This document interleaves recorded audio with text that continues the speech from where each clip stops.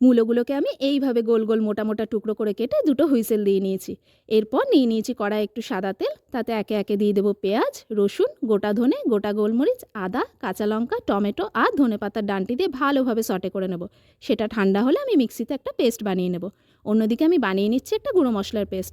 নিয়ে নিচ্ছি হলুদ গুঁড়ো, লাল লঙ্কার গুঁড়ো, জিরে গুঁড়ো, কাশ্মীরি লঙ্কার গুঁড়ো, চিনি আর একটু গরম জল দিয়ে ভালো করে গুলে রেখে দিলাম। এরপর সিদ্ধ করা মূলোগুলোতে একটু নুন হলুদ মাখিয়ে প্রথমে সাদা তেলে একটু ফ্রাই করে নেব। দিয়ে দিলাম 3টে বেবি টমেটো। মূলোগুলো হালকা ভাজা ভাজা হয়ে এলে তাতে অ্যাড করে দেবো পেঁয়াজ রসুনের পেস্ট আর গুঁড়ো মশলার পেস্টটা। মশলা যখন ভালোভাবে কষানো হয়ে যাবে তখন দিয়ে দেবো আন্দাজ মতো লবণ। মশলা যখন কষাতে কষাতে কড়াই ছেড়ে আসবে সেই সময় আমি অ্যাড করে দেবো মিক্সির বাটি ধোয়া জল আর দিয়ে দেবো আন্দাজ মতো গরম জল। 5 থেকে 7 মিনিট চাপা দিয়ে রাখার পর তাতে অ্যাড করে দেবো গরম মশলা বাটা আর ধনেপাতা কুচি। এইভাবে সার্ভ করুন গরম গরম মূলোর দম। আর হ্যাঁ, ফুল রেসিপির লিঙ্ক কিন্তু ডেসক্রিপশন বক্সে পেয়ে যাবেন।